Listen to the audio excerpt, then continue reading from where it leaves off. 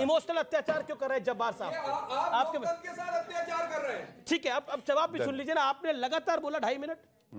देखिए, बहुत शोर मचाया इन्होंने, तो उसी पे मैं भी एक लाइन ही अर्ज करूंगा। सबसे पहले शोर आएगा और उसी शोर के पीछे छुप के चोर आएगा। तो हम सब जानते हैं राहुल गांधी जब भी पकड़े जाते हैं, हो हल्ला, एक मातम का माहौल, कपड़े अरे भाई आएगा। जी एक अभी लगातार बोल रहे जी, शोर के पीछे चोर कैसे आएगा? मैं बताता हूँ।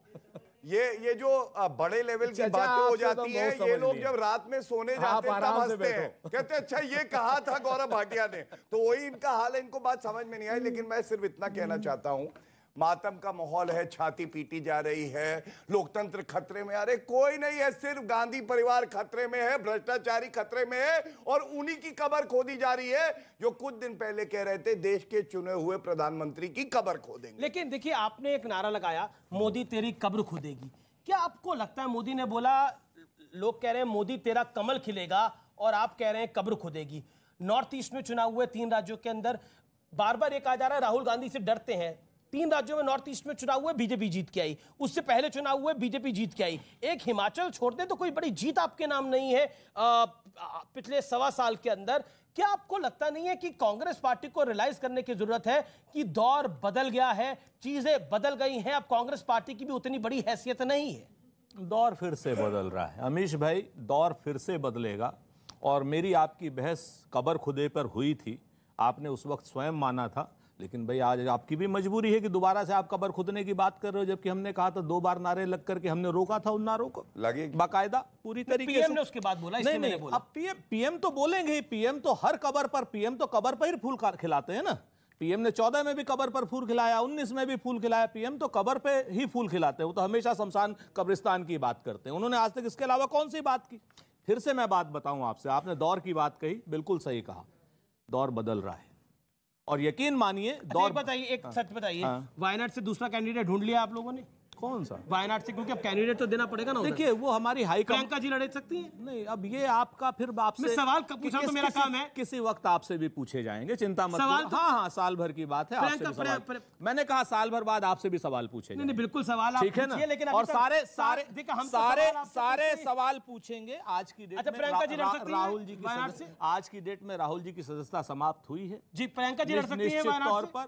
कल की डेट में हमारी बैठक होगी जी। जिस तरीके से अलोकतांत्रिक कार्य हुआ है, उस अलोकतांत्रिक क्या है, मतलब अगर आप पॉइंट करके फैक्चुअल बता पाए, व्यूअर्स को भी अच्छा लगेगा और गौरव भाटिया भी उसका डायरेक्ट जवाब दे पाएंगे। फैक्चुअली बताइए कि अलोकतांत्रिक क्या हुआ है इसके? मैं बताता हूं जी। कहते हैं ना कि बैंक लूट कर मोदी भागा, सोता चौकीदार। मैं नरेंद्र जी की बात नहीं कर रहा हूं, नीरव मोदी की बात कर रहा हूं। बैंक लूट कर मोदी भागा, सोता चौकीदार, और कुछ भी पूछो एक ही उत्तर, नेहरू जिम्मेदार। आज की डेट में इन लोगों ने हर चीज के ये तो बात नहीं, मतलब मैं सुनिए, मैं वही फैक्चुअली बता रहा हूं। जब राहुल गांधी जी ने बहुत स्पष्ट रूप से कहा कि नीरव मोदी, मेहुल चोकसी मोदी, क्या नाम ये ललित मोदी, क्या सारे मोदी सरनेम वाले ऐसे हैं क्या? तो उसमें कहां से कहां किसी की समूह की भावनाएं आहत हुई? अगर करना था नरेंद्र मोदी भाग को देते, क्योंकि बाकी तीनों तो भगवान ना, बीजेपी का तो फैसला है नहीं। फैसले से हम असहमत हैं। अमीश भाई, फैसले से तो हम असहमत है ना। अलोकतांत्रिक क्या है? बिल्कुल अलोकतांत्रिक है पूरी तरीके से जी। देखिए, अलोकतांत्रिक आपको क्यों नहीं लगता ये सब? क्योंकि ये फैसला आया ही इन लोगों के प्रेशर में जी। देखिए, दोनों बातों में विरोधाभास देखिए। और कानून देश का ये कहता है कि सर्वोच्च न्यायालय का भी फैसला हो ना, अमीश जी, आप, सुरेंद्र जी, मैं, कोई भी व्यक्ति यहाँ पे उससे असहमत भी हो सकता है और एक कदम आगे जाके उसकी आलोचना भी कर सकता है। ये भी हमारा अधिकार है। लेकिन आप आक्षेप और आरोप नहीं लगा सकते। आप जज की जो नियत है, जो मंशा है, उस पे आरोप लगाएंगे तो ये अपराध है और कंटेम्प्ट है ये। और इसीलिए मैंने कहा, मल्लिकार्जुन खड़गे ने कंटेम्प्ट किया है, 100% कंटेम्प्ट किया है। और मैं तो एक सिपह सलार हूं जुडिशरी का ही, क्योंकि वरिष्ठ अधिवक्ता हूं। इतना ही कहूंगा कि न्यायपालिका को चाहिए कि रगड़ दे खड़गे जी को और वो पूछे कि तुमने किस प्रमाण, किस साक्ष्य, किस शांत हो जाइए, शांत भैया, शांत कराइए, शांत कराइए जी जी प्लीज जी जी। वरना अमीश जी ऐसे डिबेट नहीं हो सकती है। और इसलिए रगड़ना चाहिए कि उनको भी पता चलना चाहिए कि कानून की ताकत और एक मजिस्ट्रेट की कलम की ताकत क्या है। आप डरा नहीं सकते हो देश की न्यायपालिका और मल्लिकार्जुन खड़गे ने कंटेम्प्ट ऑफ कोर्ट किया है, गौरव भाटिया ऐसा मान रहे हैं? बिल्कुल नहीं किया है। मल्लिकार्जुन खड़गे साहब ने जो सच है वो कहा है। मल्लिकार्जुन खड़गे साहब ने सच को सीरीज में बताया है कि कैसे उसमें वहां पर दाखिल की गई थी याचिका, जैसे ही इस जज का ट्रांसफर हुआ कैसे वही पूर्णेश मोदी जो है हाई कोर्ट में चले गए स्टे लेकर के, कैसे उन्होंने स्टे वापस लाया, कैसे जज बदला गया। अगर उस पर फैसला तो जज ने दिया है ना। मैं कह तो रहा हूं आपसे कि जज के फैसले से हम पूरी तरीके से असहमत हैं। लेकिन समय का चक्र क्या है व्यूअर्स? एक सेकंड, समय का चक्र क्या है, और उसके बाद मैं आप तीनों से प्रतिक्रिया लूंगा और जनता के पास भी जाऊंगा। इसलिए व्यूअर्स, बड़े बूढ़े जो कहते हैं वो समझदारी से कहते हैं। साल 2013 था, प्रेस क्लब ऑफ इंडिया था, सुप्रीम कोर्ट ने एक फैसले में कहा था कि 2 साल या इससे अधिक की सजा पाने वाले सांसद या विधायक की सदस्यता तुरंत समाप्त हो जाएगी। इस फैसले के खिलाफ मनमोहन कैबिनेट ने कानून बनाना चाहती थी। इसके लिए ऑर्डिनेंस भी आ चुका था, जिसे राहुल गांधी ने, I am quoting Rahul Gandhi said ये नॉनसेंस है, और बताते हुए ये फाड़ दिया। इसकी तस्वीरें आपके सामने चल रही है। अगर आज ये कानून होता तो यही राहुल गांधी के लिए एक सबसे बड़ा कवच साबित होता।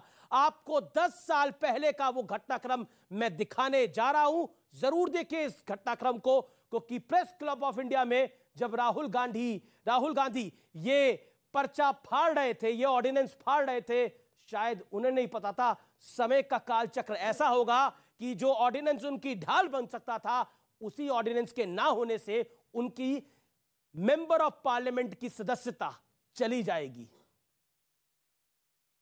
My opinion on the ordinance is that it's complete nonsense and that it should be torn up and thrown out. That's my opinion, my personal opinion on the ordinance. Shivam त्यागी, वो जो अध्यादेश था वो प्राइम मिनिस्टर की अध्यक्षता में तमाम cabinet के मंत्रियों ने मिलकर बनाया था ना। और राहुल गांधी जो अपने आप को सुपर बॉस मानते हैं, ये जो आज इनको कानून का डंडा पड़ने के बाद जो दर्द हो रहा है ना, उसका मेजर इशू यही है कि भाई आप कानून से बड़े नहीं हैं। ठीक है, ये क्या राहुल गांधी, आप बताइए, लोकतांत्रिक देश में तब तो मनमोहन सिंह प्रधानमंत्री थे, कांग्रेस के प्रधानमंत्री थे, कांग्रेस की कैबिनेट थी, वो देश की कैबिनेट थी, राहुल गांधी उससे बड़े तो नहीं हो सकते थे? क्या आपको लगता है वो अध्यादेश फाड़ना गलत था? हाँ या ना में एक लाइन में चाहिए जवाब। राहुल गांधी जी को कोई बात नहीं समझ में आई, उन्होंने वो अध्यादेश फाड़ा। पर सही करा कि गलत करा? आप बताइए ना। नहीं, आपकी राय क्या है? आपकी राय क्या है? देश की संसद बड़ी है, देश का संसद बड़ी है, देश का प्रधानमंत्री बड़ा है, या इकलौता राहुल गांधी बड़ा हो गया? आप क्या चाहते हैं? संसद के अंदर अपराधिक लोग जा करके बैठे हैं, वो क्यों फाड़ा गया था? आप क्या चाह रहे हैं? संसद के अंदर अपराधी बैठे जाकर? ऐसा अमीर जी, सबसे पहले तो ये जो न्यायपालिका से असहमत हूं, मैं आपको बता दूं, हिंदुस्तान के अंदर 50% लोग न्यायपालिका के फैसलों से असहमत होते हैं। यानी कि जो हारते हैं वो हर आदमी असहमत होता है, लेकिन फिर भी देश जो चलता है वो न्यायपालिका से ही चलता है और देश न्यायपालिका से ही चलेगा। एक बात। दूसरी बात ये कह रहे हैं, कांग्रेस वाले कह रहे हैं कि राहुल गांधी जी सच बोलते हैं। ना जनता को उनका सच समझ में आता, ना जनता की बात राहुल गांधी जी को समझ में आती, क्योंकि 53 में से 49 चुनाव ये हार चुके हैं। इनकी तो वो कहानी हो रही है कि जो हम बोल रहे हैं, ना खाता ना भाई, हम बोले वो ही सही, यानी मैं ही मुंसिफ, मैं ही मुजरिम, मैं ही खुदा कायनात का। अरे भाई, कम से कम लोकतंत्र में आप जी रहे हो, ये राजशाही थोड़ी है जी।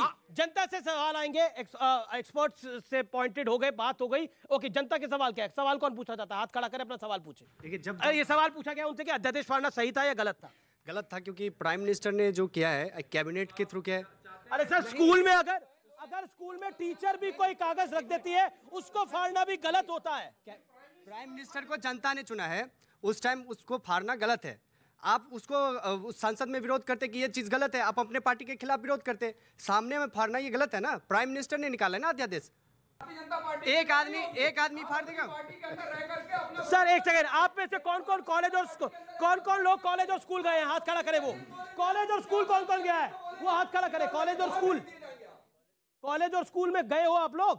हाथ खड़ा करें जो गया हुआ है। ये अधिकतर सब लोग आप गए हैं। एक बात बताइए, टीचर भी अगर कोई पेपर नोटिस बोर्ड पे लगा देती है तो उस पेपर को भी आप लोग कोई फाड़ सकते हो? हाँ या ना में जवाब दीजिएगा। नहीं। आपका क्या सवाल है, पूछिए। जैसे कि कांग्रेस पार्टी बार बार यही कह रही है कि इसमें भारतीय जनता पार्टी की प्लानिंग है, तो ये क्या हमें बता सकते हैं कि क्या प्लानिंग है और उनकी क्यों उनने प्लानिंग करी? अच्छा सवाल। इसलिए बताई जा रही है कि राहुल गांधी पे सवाल उठे हैं।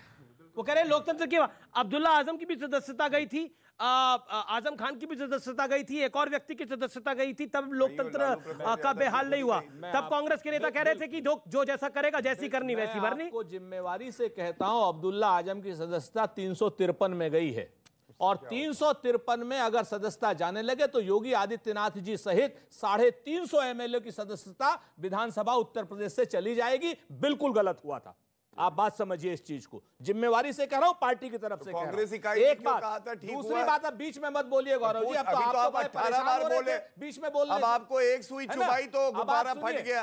अरे बीच में मत बोलिए। तीसरी चीज सुन लीजिए अमीश भाई, आप ही ने कहा पूरी बहस गुजर गई, 40 मिनट से ऊपर हो गया। सांसद आर.के. सिंह पटेल, भारतीय जनता पार्टी के बांदा के सांसद, जिनके ऊपर डकैतों को संरक्षण देने का आरोप है, पटेल साहब पे जवाब दे दीजिए। पिछले 40 मिनट से 7-8 बार बोल चुके हैं। क्यों? सुनिए, मैं जी आप सवाल करिएगा, मैं आपको उत्तर देता हूं। और देखिए, राहुल गांधी के प्रवक्ता भी पढ़ाई लिखाई जो है करके नहीं आते हैं। कोई भी मुकदमा वापस होता है, क्रिमिनल प्रोसीजर कोड पढ़ लीजिएगा, मुकदमा वापस बिना अदालत की मुहर लगे नहीं हो सकता है, ये बात जान लीजिए। मुकदमे सरकार वापस ले रही है, उत्तर प्रदेश की सरकार, ये रही उस जी। अच्छा ठीक है, एक सेकंड, एक कवर नहीं, योगी नहीं, डकैतों को लेंगे ना। ओके, अच्छा गौरव भाटिया, आपके बीच में वो नहीं बोले, अब आप भी ना बोले। शांत। तो मैंने आपको बता दिया, मुहर लगनी चाहिए कोर्ट की। और मान लीजिए इनका ये कहना है कि किसी नेता के कोई शब्द गलत है, उन पे एक मुकदमा चलना चाहिए। अरे न्यायालय है ना देश में, जाओ कंप्लेंट दो। क्यों नहीं जाते हो?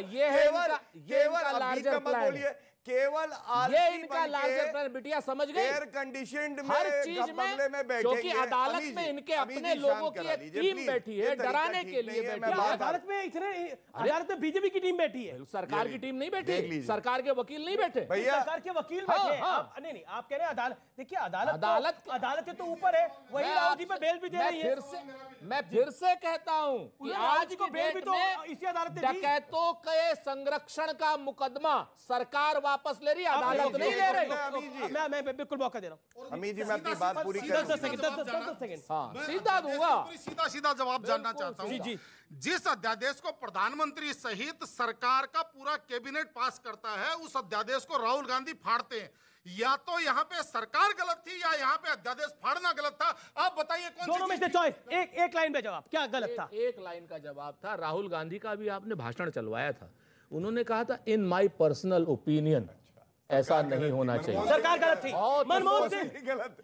आप नहीं, आप ये देखिए, गलत बात नहीं है। जवाब दे दिया, सच के साथ खड़े थे, खड़े हैं और खड़े रहेंगे। इससे स्पष्ट जवाब नहीं हो सकता। हम इससे स्पष्ट जवाब नहीं हो सकता कोई। हम भाजपा की तरीके से नहीं, स्पष्ट रूप से आंसर दिया है, राहुल गांधी सही थे, तत्कालीन सरकार गलत थी। की तरीके से झूठ बोलने वाले कि मोदी के खिलाफ न बोल पाए। ओके, ये जो जवाब आया है ना, ये दिल से आया है, ये इनकी ट्रेनिंग का हिस्सा है। संविधान, देश, सेना, अगर कांग्रेस का प्रधानमंत्री है तो भी क्या, कैबिनेट तो भी क्या, नेता लीडर क्या, गांधी परिवार, वो भी नकली गांधी परिवार, उसको बस सही ठहराना है। इसमें अगर बदतमीजी होगी तो फिर तड़ी पार भी आएगा, फेंकू भी आएगा, और ये नकली और असली की है जो मंद बुद्धि बात कर रहा है, फिर बाकी बहुत चीजें आएंगी। जी देखिए, मंद बुद्धि, देखिए बहुत मंद बुद्धि की तरीके से आएंगी फिर बातें। देखिए, ऐसा है कि नकली गांधी जैसे असली तड़ी पार यही है। अमेठी से, अरे भाई असली तड़ी पार मान लो। सुनिए, अमेठी से ऐसा फेंका वायनाड, और वायनाड से अरब सागर में, इसीलिए फेंकू शब्द से इनको बड़ी दिक्कत होती है और बार बार फेंकू आपको। अरे मैं इतना ही कहूंगा, लोकतंत्र का गला कब जो है घोटा जाता है, जब आपातकाल लगा आजादी के बाद, जब काला अध्याय था, 61 लाख भारतीयों की नसबंदी कर दी गई। नसबंदी कर दी गई। पक्ष कह रहा है कि अब भी ये लोकतंत्र का काला अध्याय हो रहा है। जवाब, लोकतंत्र का काला अध्याय क्या है मैं बता दूं। जब सुप्रीम कोर्ट कांग्रेस शासन में कहे सीबीआई को पिंजरे का तोता है, 61 लाख लोगों की नसबंदी हो जाए, 1,10,000 लीडर को जेल के पीछे डाल दिया जाए, और अलोकतांत्रिक हो रहा है। और अरे विपक्ष, कांग्रेस को क्या पता, अभी वीर सावरकर जी की बात कर रहे थे, इंदिरा गांधी से ज्यादा ज्ञानी है, पत्र लेके आया हूं, कहती हैं वीर सावरकर देश के सपूत है, उनका बलिदान जो है। इसका जवाब ले लीजिए, सावरकर पे जवाब ले लीजिए। देखिए सावरकर पे जवाब ले लीजिए। आप क्या देंगे? इंदिरा गांधी से बड़े वही इंदिरा गांधी का जवाब दें। उन्हीं का पत्र लेके आया एक बार अगर होगा। नहीं, आपने पत्र दिखाया, सबको पता है इंदिरा गांधी ने सावरकर की तो इनको बताइए ना।